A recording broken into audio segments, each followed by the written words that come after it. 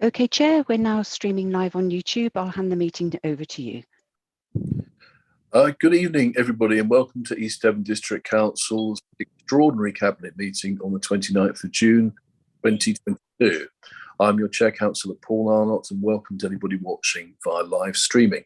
Based on the decision of Council to continue virtual meetings until the 31st of October this year, I'd like to remind both members and public attending or watching that the Council delegated much of its decision-taking to our senior officers. May I remind members that the Code of Conduct applies throughout this meeting. We reserve the right to disconnect anybody who's disrupting it, and please turn your devices, telephonic devices, off or to silent. If we lose the internet connection, we'll try and reconnect, but if we haven't been able to after 15 minutes, we'll consider the meeting adjourned and reconvene at a later date. Members, if you wish to comment, please raise your electronic hand and wait to be called. Members of the public, you can find the agenda at eastdevon.gov.uk. We will now start with our Democratic Services Officer, Amanda Coombs, doing a roll call of committee members here present. Thank you. Starting with yourself, Chair. Councillor Arnott. Present. Councillor Hayward. Present. Thank you very much. Councillor Hookway. Present. Thank you, Amanda. Councillor Jackson. I'm just letting Councillor Jackson into the meeting. I'll come back to her. Councillor Young. Present, thank you. Councillor Ledger. Present, thank you, Amanda. Councillor Rickson. Present, thank you. Councillor Rowland. Present, thanks, Amanda. And Councillor Jackson. Present, thank you. Thank you. I can confirm your quorum tonight, Chair. Thank you very much, Amanda. We now go to agenda item 1, public speaking. I believe I've had notification of a second public speaker, Councillor Bailey, if she's here, but I've got Councillor Miller to go first, please. Councillor Miller, please.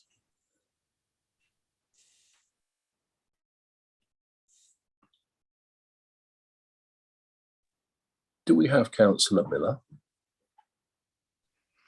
Chair, no, it appears he hasn't joined the meeting yet. Do you want to proceed to your next speaker? I will if Councillor Bailey is ready. Councillor Bailey? Thank you very much, Chair.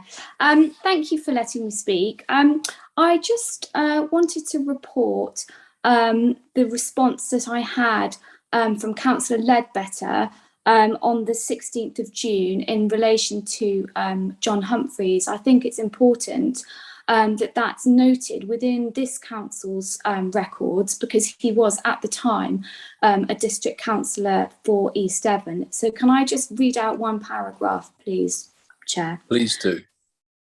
I can confirm that the local authority designated officer received a referral via the NSPCC in 2014. As part of the LADO process, our officers discussed the case with the police.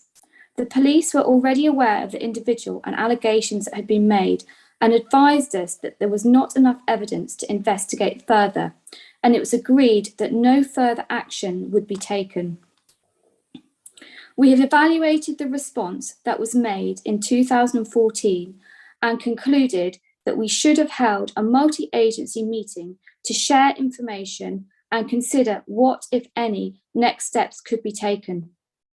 In the light of this, we have agreed to undertake a review of this decision-making and process within the LADO service, and will be implementing the recommendations that arise from this.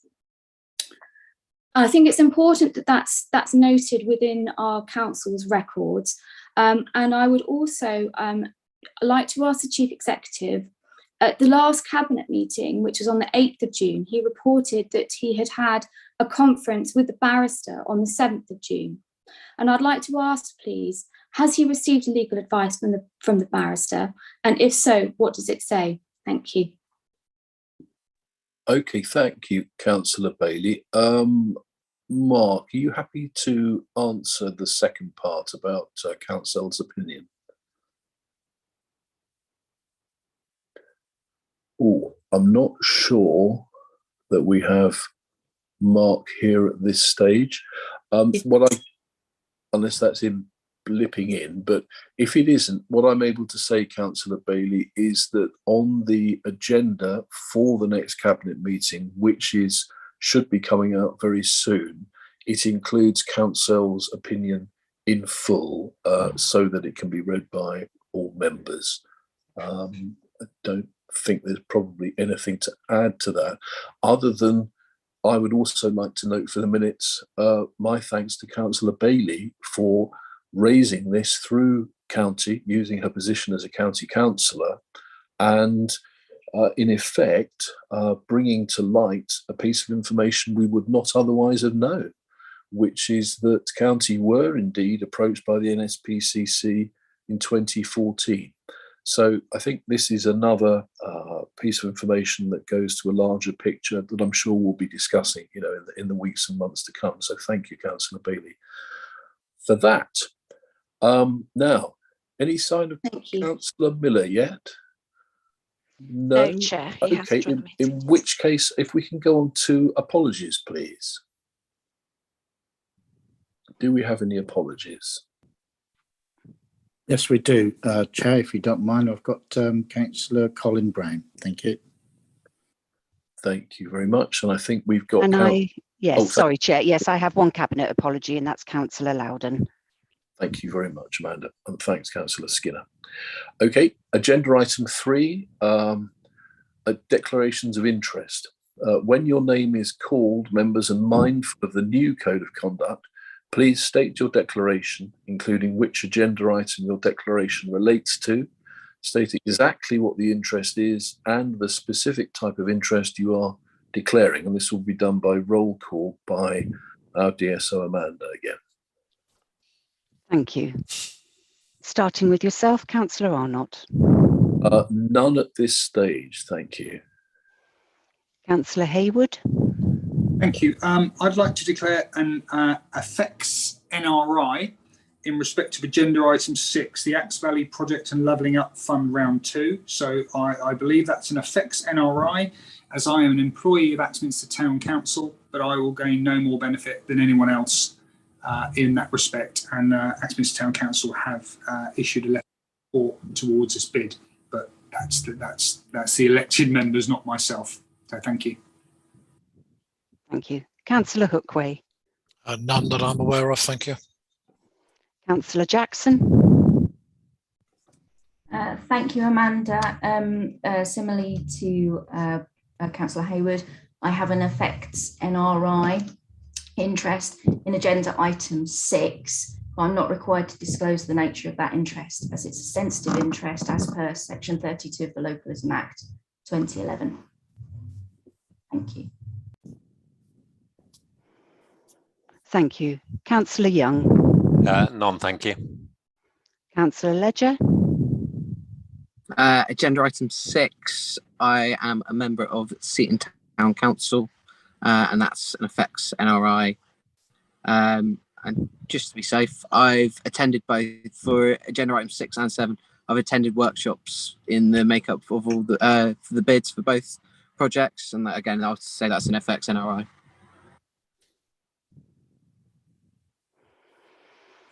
Thank you. Councillor Rickson. None, thank you. Councillor Rowland. Thanks, Amanda. Agenda item 6 again, to do with the Axe Valley bid. As a Seaton Ward member who's also attended the workshop meetings and effects NRI.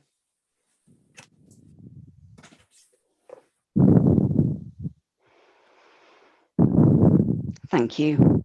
And are there any other councillors in this meeting who want to declare an interest that may affect their ability to remain in the meeting for any of the items listed on the agenda?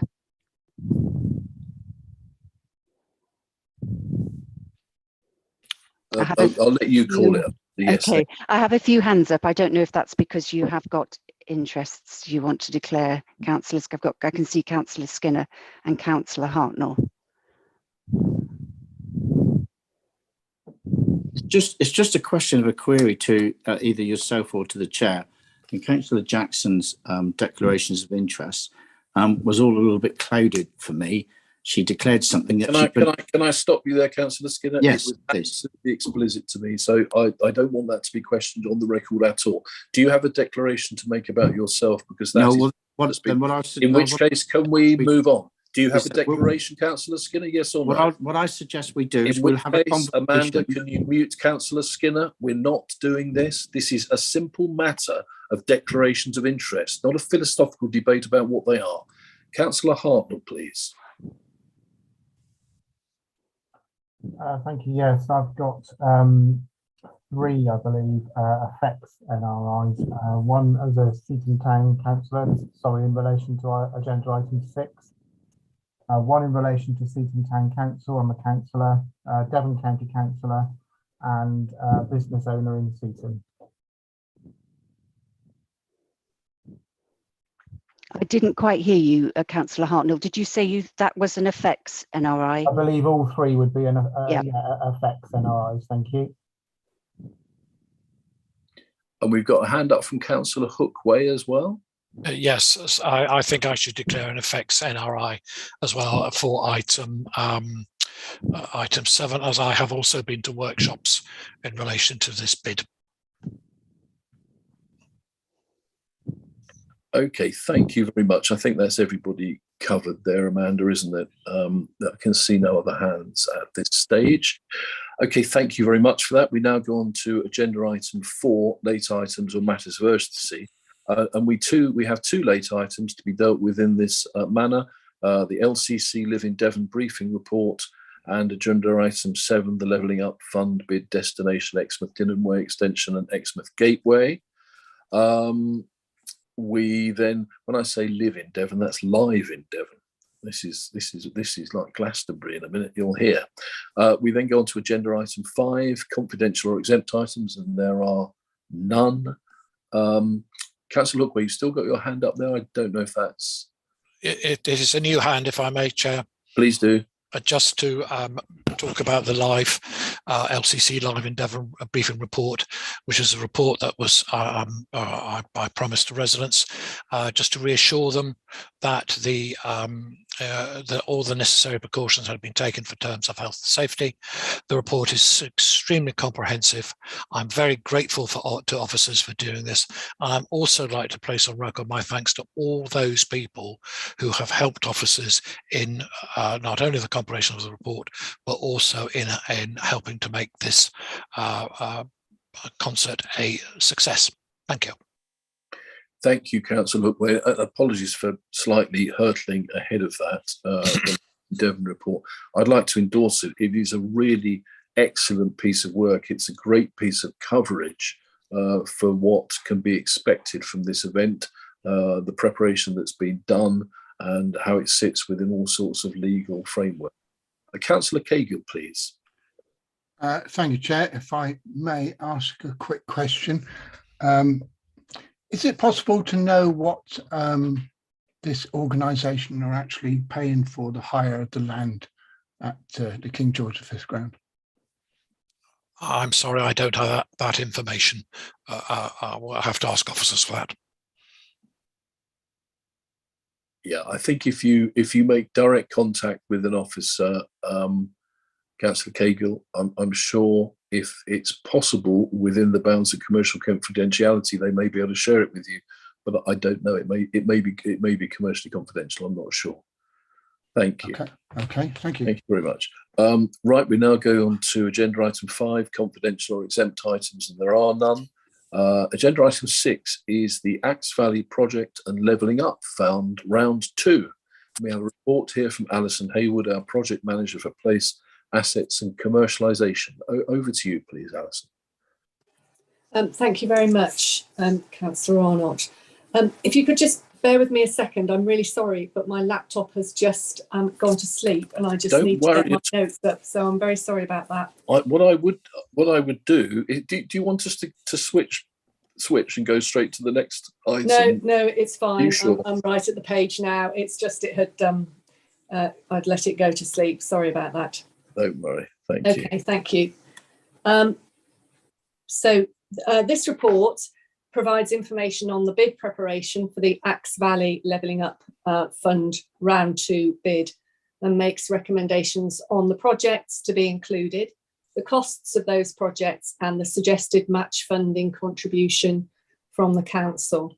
The total cost is around 15.5 million, and it is recommended that a cash contribution of 4 million be offered as match funding from the council, leaving a bid of just over 11 million for the levelling up funding. As detailed in the report, some changes have been made to the projects that are being included, and we have taken out the Axminster Public Realm project. The recommendations are as set out in the report. Since writing the report, the consultants have now finalised the economic modelling required for the bid submission. So I just wanted to inform members of the detail of this. So this is not included in the report, but so they've finalised the economic modelling, and the value for money analysis indicates that the benefit to cost ratio is 2.7% for the overall package. So a benefit cost ratio of 1.5% is considered good. So the bid is comfortably in excess of that. It demonstrates a good level of job creation and economic benefit. On the advice of our consultant, we have been careful about the amount that we are bidding for. And by doing so, it does mean that the council needs to make a cash contribution. But that does make this a stronger bid in terms of that BCR, benefit to cost ratio, position. So I'm happy to take any questions on the report. Thank you. Thank you very much for that, Alison. So can I come to outside of Cabinet first, please? Are there any questions or comments coming in regarding that? Yes, Councillor Hartnell, please. Thank you, Leader. So I spent considerable time looking at the reports that we've had produced by both officers and Avison Young, and I've also been looking through the government levelling up fund prospectus, and I'm just a little bit concerned regarding, and I know this is a late change to put on Cabinet or to ask Cabinet to look at, but I wanted Cabinet to potentially reconsider and look at option 1 that was on their Cabinet report dated the 4th of May, which was to consider supporting a Seaton only bid. And I just want to bear with me a second whilst I explain my reasoning for suggesting this, because I do appreciate that it's a late change and it's late in the day to sort of throw this into the mix. I think the removal of the Axminster Public Realm element from the bid, it weakens the case for a joint Axe Valley bid. And I have to say, I agree with the County Council officer's evaluation that the Axminster Public Realm plans are not far enough advanced to be able to be supported at this time. But I do feel because that element's now been removed, there is a disconnect between the themes between the two towns, and there's no overall strategy that actually aligns the two communities. So I'm just a little bit concerned about that. And to put it into some form of context, the delivery of employment sites in Axminster doesn't really address the wider needs and aspirations of the community, albeit it does deliver jobs. But if you contrast that to Seaton, the seafront improvement plans and the employment opportunities in Seaton will actually be a massive economic transformation for the resort. So there's a real contrast in what the outcomes are for the two towns. And I just wanted to quote a paragraph from the shortlisting guidance that's on the government website regarding assessment of bids. And it says that applicants should note that where package bids are submitted, if there are weaknesses in one of the projects, it could adversely impact on the overall score of the bid. So I'm concerned that on the surface, when our bid is looked at, it will look like we put together a strong bid for Seaton with its regeneration opportunities and tangible sort of benefits to the seafront with the employment package, and it will look like Axminster's employment space has just been bolted on.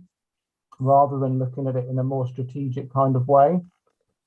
So I think if it were to be looked at as a seat and only bid, it would improve the deliverability of the actual projects. I think being shovel ready in 3 years is ambitious, but by reducing the size of the overall project, I think it could be more deliverable. And it will also reduce both the financial and the reputational risk for the district council, because obviously there is borrowing involved. And also we have inflationary pressures, which whilst there is a percentage factored in there, we don't know how much inflation is going to spiral out of control by the time we get to delivering some of these projects. And I think actually a seat and only bid delivers on all 3 investment themes that the Levelling Up Fund is looking for, and those are around obviously transport, regeneration and culture. So I do appreciate that this is a last minute change of approach, and I know it's throwing it in the mix for hopefully discussion for cabinet members to give it some thought. But it's my view that the best chance of a successful bid would be for a single seat and only bid, and I also hope that we might get an update regarding the priority support from our new MP, because obviously that is also key to the bid going through. So and I think just as one final word, the work completed on Axminster so far would not be lost, and it would form the basis of a future bid there once public realm and land ownership issues are all progressed, along with sort of wider public and stakeholder engagement. And actually, I think it would strengthen a future Axminster bid to look at the bigger picture there. So I probably rambled on a bit too much, Leader, but that's kind of my thoughts for what they were. Thank you. Thank you, Councillor Hartnell. But before I come back to Alison, perhaps a couple of things I can throw in and can help with. I think first of all, which I'm sure Alison would say, this has already gone through a rigorous analysis at your county council where you serve, and has been given the thumbs up and indeed amended with regard to Axminster. Secondly, 8 weeks and about 5 days ago, when I was sitting in a room with, sitting in a Zoom, I should say, with Neil Parish, he also gave it the thumbs up in the round. So at that parliamentary level, he was very happy to support it. Regarding a new MP, and if we just pause for a moment to congratulate Mr. Ford for his election. We met with him on Tuesday. We were, in fact, East Devon was the first meeting he had with anybody as an MP, and he listened and considered carefully. And we will be meeting with him again on Tuesday to discuss the level of support he is likely to offer. And in the interim, of course, he's discussing it with Mid Devon District Council as well. So we'll have more news about that by next Tuesday, Wednesday. Well, we have to, because we have to put the bid in on the 8th of July. So I can help in as much as that much. Alison, is there a response you'd like to make to that, please? Thank you, Chair. And I don't think particularly it is a decision for members. I think what I can say is that this has been very carefully thought through, and with the advice of our consultant, who is experienced in funding programmes and in analysing prospecti for funding bids to determine what the main issues are in terms of putting together a bid. And our consultant is confident that the package approach, albeit within 2 towns, and yes, there is just the one site within Axminster, but we are taking a wider approach with Axe Valley, and in a district authority as opposed to a single town. Where you have a district authority, you've inevitably got a number of conurbations and settlements, and so I think that's where the Axe Valley approach has come from, and where the employment package stands on its own, really, in respect of that. At the practical level, there would be quite a bit of work to now do if we were to change this, because we'd have to revisit all of the economic modelling that would probably take a couple of days to do that, and we'd have to revisit all the application form. Everything is pretty much prepared now, with the letters of support as well. So there'd be quite a bit of work involved. Thank you. Thank you, Alison. Can I just ask a question of my own, just to remind me again? You said earlier that the bid has been looked at afresh in terms of how it's likely to be scoring.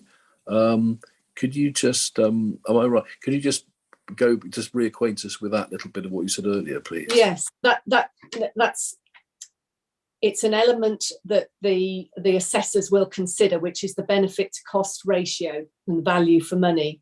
So they will look at the overall costs of the project and then the anticipated benefits. And the benefits are assessed by putting all the data that we have into the economic model, and it's an economic model that is provided by government. So in doing that, the benefit to cost ratio is 2.7. So we have the overall benefits for the package is something like 47 million. Overall costs are something around 20 million. Now, that is a higher figure than I will have detailed in the report, because what we are required to do by government is to add in an optimism bias to allow for further contingency. So we're asked to do that, and we've put in an optimism bias of 24%. So the costs that I've just given you are higher than is in the report, but that doesn't relate to actual cash. It's just a requirement for the funding bid. The key information is that it's a 2.7%, which would be considered very good as a BCR rating. So that gives us some level of confidence. And thus far, Alison, has anybody flagged to you, particularly apart from the part of the Axminster bid that we've already removed, since then, has anybody said, oops, I'd take that Axminster bit out of the bid if I were you? Or does it seem to be that people are content to go forward with it? It seems that people are content to go forward with that. We obviously discussed that. We put that to the town council.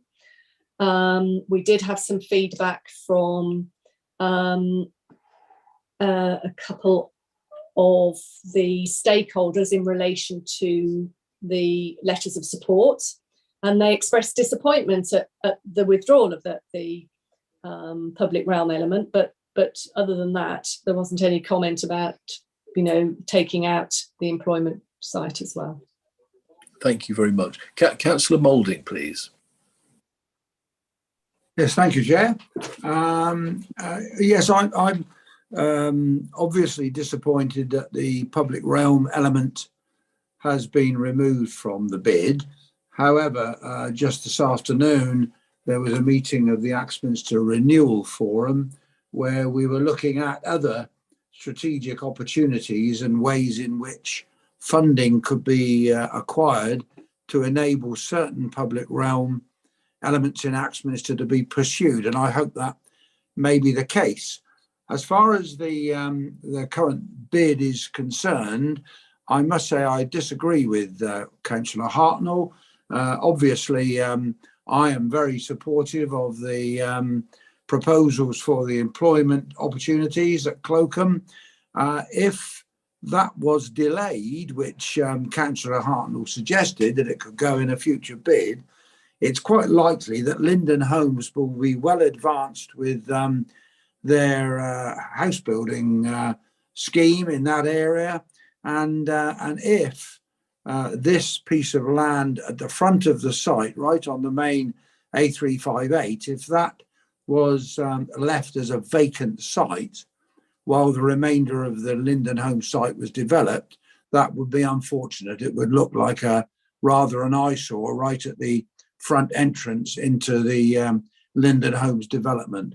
So I'm in favour of the current project for levelling up funding to be pursued, and I hope that will continue to be supported by the Cabinet. Thank you. Thank you very much, Councillor Moulding, for that. So coming back into just, well, I have an unfortunate habit of saying before Councillor Rowland says it what he's about to say. So I'm not going to. Councillor Rowland, please. I didn't know you were into your mind reading again, actually, Councillor Arnott. Thank you, Leader. Yeah, I just wanted to, it's a shame Councillor Hartnell perhaps hadn't raised this at an earlier part of the proceedings on this debate, bearing in mind all the workshops that have taken place, because it is late in the day to be considering what he suggested. I'm firmly in favour of actually of putting this forward still as an Axe Valley bid. Mainly because I think there is a link on the employment opportunities that are afforded through both bids for the two towns. And bearing in mind that it was only yesterday that we briefed our new MP, Richard Ford, about the nature of the bid as well, because he did have a number of questions revolving around it. Obviously, even though he'd received some papers, he still had some questions which we were in a position to answer. So I think because we're going to be meeting him again on Tuesday, to say at this late stage that perhaps we've revised what we were talking about already wouldn't have a very good fit with his perspective of our thinking on this. So I'd actually like to move the recommendations 1 to 7 as are on the agenda paper. Thank you. Thank you very much indeed, Councillor Rowland. Councillor Paul Haywood, please. Thank you, Chair. I mean, it's one of these ones where, you know, the Axe Valley is just that. The fortunes of Seaton are as important to Axminster as the fortunes of Axminster are to Seatonians. You have to get through Axminster pretty much to get to Seaton, and there is a movement of employees, there's a movement of residents. Certainly on market day, we have a huge number of Seatonians come to Axminster. So actually anything that improves the town, one town, improves the other. I've long since been an advocate of councils certainly talking to one another. Small town and parish councils tend to be quite insular. And actually, there's this hands across the ocean approach. You know, we should be embracing Seaton. Seaton should be embracing Axminster. We should both be embracing Honiton. Axminster can talk to Lyme Regis, can talk to Chard. We can't do these things in isolation anymore. The world is a much bigger now. So I think I'm stay out of the second division. Jack has only done that. But I think this is a combined holistic approach to the Axe Valley. It will bring economic benefit, and in a portfolio role, that's all that's important, is that the economy of this area, wider East Devon area, benefits. So I'm happy to continue doing this, and thank the office and members and consultants for the work they put forward. You know, this is what they do for. They come up with these themes, they interpret government advice, and they give us that advice, and it's been put into this. And I look forward to meeting with Mr. Ford next week to put the ink to the paper on this, get it into the department, and hopefully cash at the earliest opportunity. Thank you, Chair. Thank you, Councillor Haywood. Can I just ask, did any other members have trouble hearing Councillor Haywood, or is it they did? Good. Oh, not good, but obviously at least it's not me. Sorry, Paul, we could hear most of it, but it was slightly a bit Dalek-y around the edges. Okay, I think another thing is worth throwing in at this stage is that although we've moved up a notch in terms of the priorities, we're not in the top notch priorities, unfortunately. You'll find most of those in the red wall up north. And the second thing is that whilst hopeful of getting this, we do live to fight another day, because Mr. Gove has promised a levelling up fund round 3. Well, we'll see, won't we? So we have a proposer, Councillor Rowland. Would anybody like to? Oh, I'm terribly sorry. Yes, Councillor Hartnell, do please come back. Yeah, it was just to respond to Councillor Rowland in terms of the lateness. I suppose when we attended all the stakeholder group sessions, we weren't aware at that time that the Axminster Public Realm element was going to be pulled from the bid. So, you know, the lateness is down to for me, it's the change in the dynamics of the bid, because before we had a public realm and employment site in both towns, so there was a connection between the two. So the change of my kind of view, my views evolved along the way. I've consistently tried to sort of go with what I think is the best likelihood of getting a success. And at one stage, I wasn't supportive of the Seaton enhancement bid, but once we brought the Morey Dunham toilets into the equation and there was economic benefit, it was, you know, I was more able to support that. So I think it's, you know, the lateness of this is down to the change in the proposed bid by stripping out the public realm element in Axminster. Okay, thank you, Councillor Hartnell. We hear that. Thank you very much. Finally, Councillor Jackson, please. Thank you, Chair. Excuse me. Yeah, I mean, I can understand, although it's incredibly disappointing why the public realm element has been taken out of the Axminster side of the bid. But I think it's worth also recognising that whilst we've had a promise from Mr. Gove about round 3, at any point they could change the criteria of what qualifies. Certainly also a bid for Axminster specifically, when that comes about, might not be appropriate, and there may be other projects. I'm very much reminded of the Future High Streets Fund, where a round 2 bid, there was encouragement for Axminster to be to the subject of that. And of course, because our MP over the other side of the district made a lot of promises during his election campaign, that was sort of rendered an impossibility, really, and we had to focus attention elsewhere, which also wasn't successful. So I'd be very loath to see, and I'm going to say this because I'm a ward member for Axminster, but I'd be very loath to see that employment element taken out of this bid. I think it does still accord with the overall scheme. Axminster to Seaton is a very, very short distance indeed, and certainly there are people living and working in each place at the other place. So I think there's still, you know, a connection, a resonance there anyway. And without the inclusion of that, the substantive nature of the bid sort of falls a bit. It becomes an ask for not a lot, and I'm not sure that it will be given the due consideration when it's fighting against other bids that are perhaps a little bit more ambitious. And so I think it would be a mistake actually to remove that. Equally, as costs escalate, it becomes increasingly more difficult for any scheme, once some funding has been achieved, to come forwards on that site as well. So I'm certainly supportive of the bid as it stands, and I think it would be a great mistake to remove that element. Thank you. Thank you, Councillor Jackson.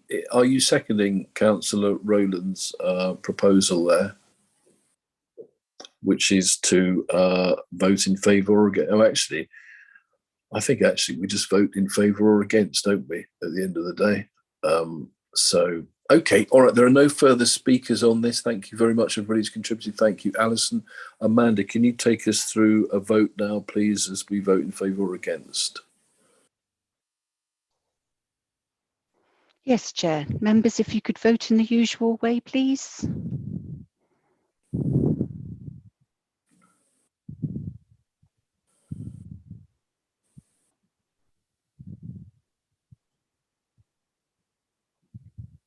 So that's 8 votes in favour of the recommendations, Chair. Thank you, Amanda, and thank you again, Alison. Very helpful. I know, you know, a challenging and ongoing situation, this ever evolving. Thank you very much. We now go to agenda item 7, another Levelling Up Fund bid. This time, Destination Exmouth, the Dillon Way extension and the Exmouth Gateway.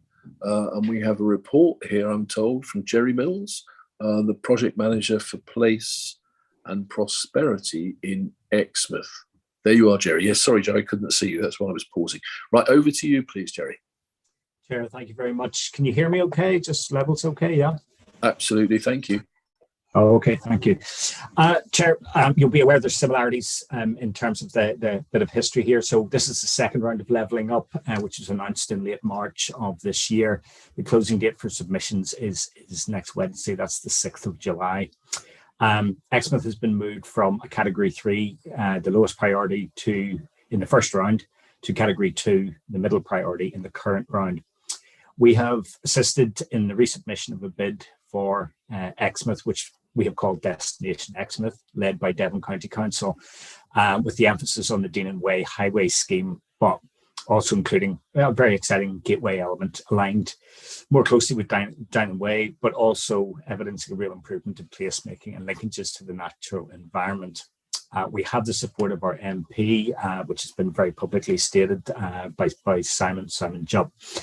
So the type and nature of the bid is really just looking at the entrance to Exmouth as you come in. We're all familiar, I'm sure, with the Marks and Spencer's food hall, so it's that entire area. The key points we're looking at is the potential to infill the subway, the separation or segregation of the cycle path from pedestrians because there is a conflict there. We're seeking to improve the crossing points and improve signage and wayfinding, both to the town centre and also to the seafront. We're talking about raised table crossings. We used to call them sleeping policemen a way back, and also widened footways. We're also seeking to improve the bus stop waiting facilities, install an electric bike dock, and also improve cycle parking. Chair, the key component in this is also a letter of support for the bid to Devon County Council. They are putting in £1 million of match fund.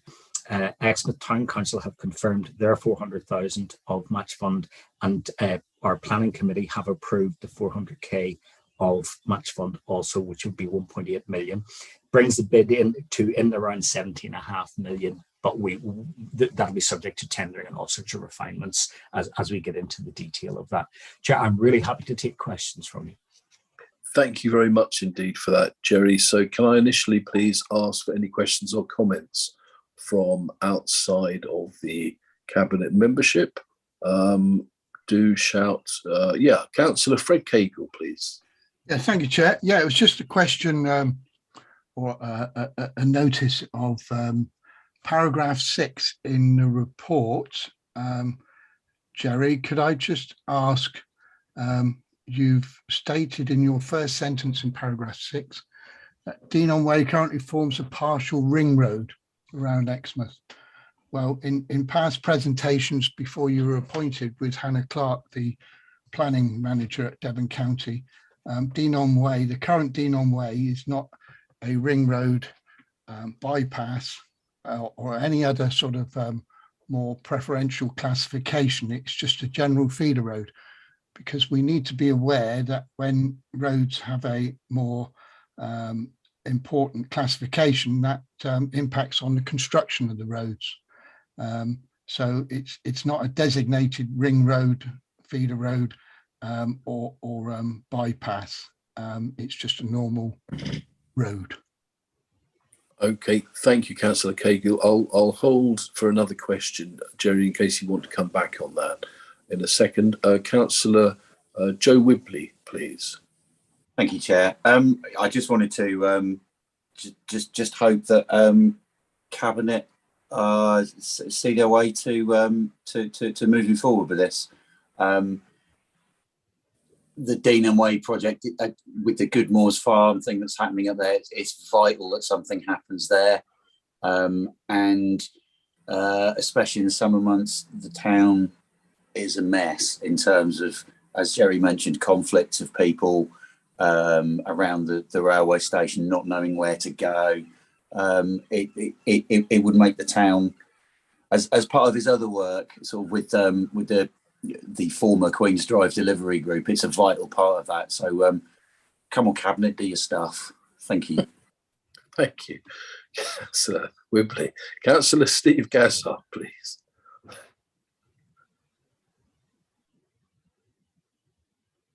You're not yet off mute, Steve. Can't quite hear you yet. There we go. That's Thank it. you.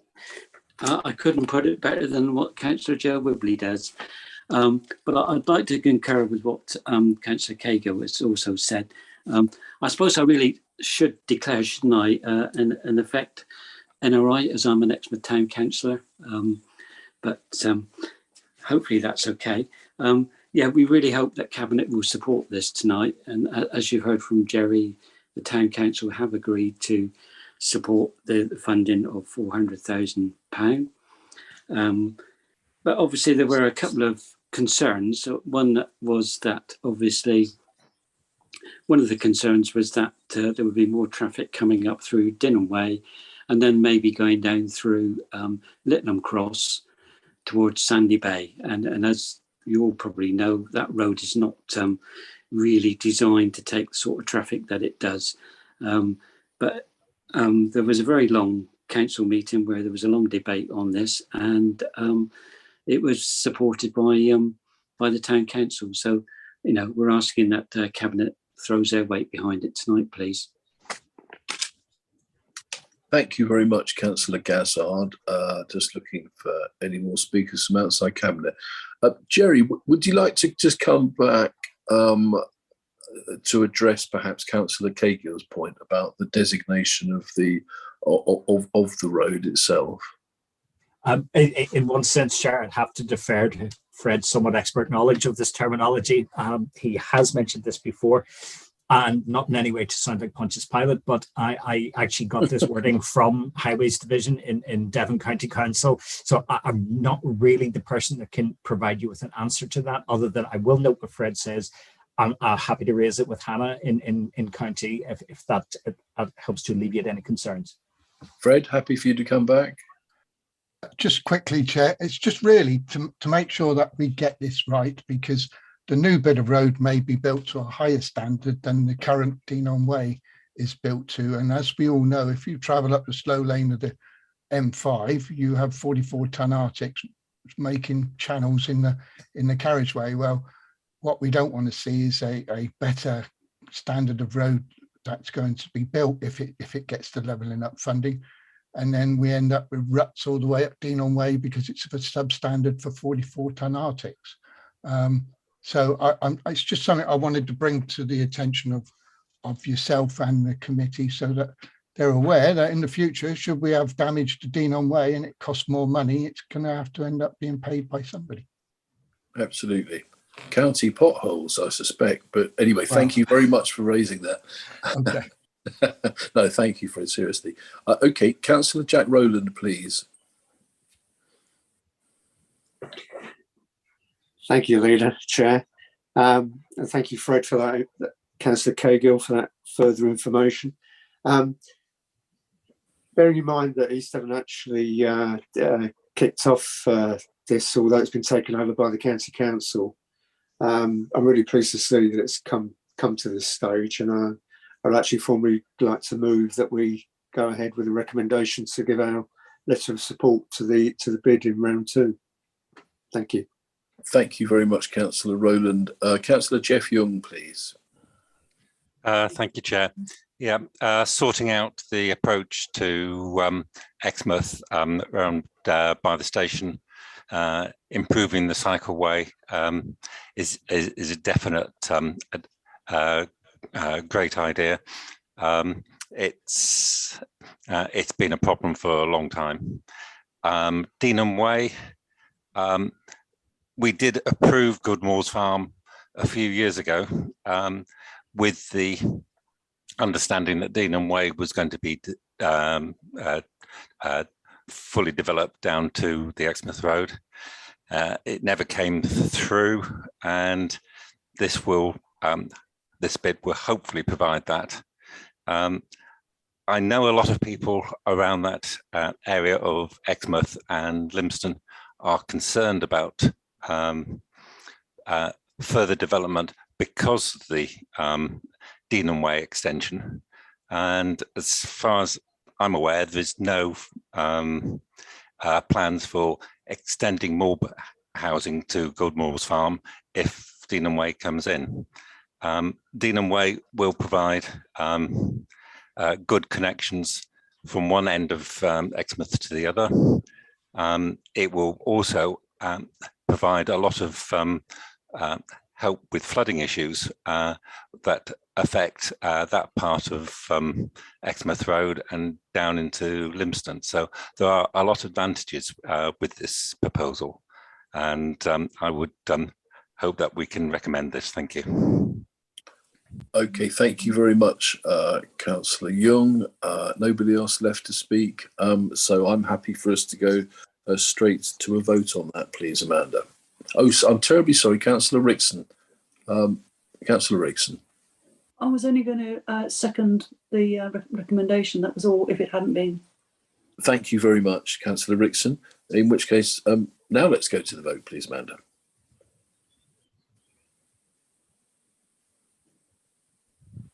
Okay, councillors, if you can vote in the usual way.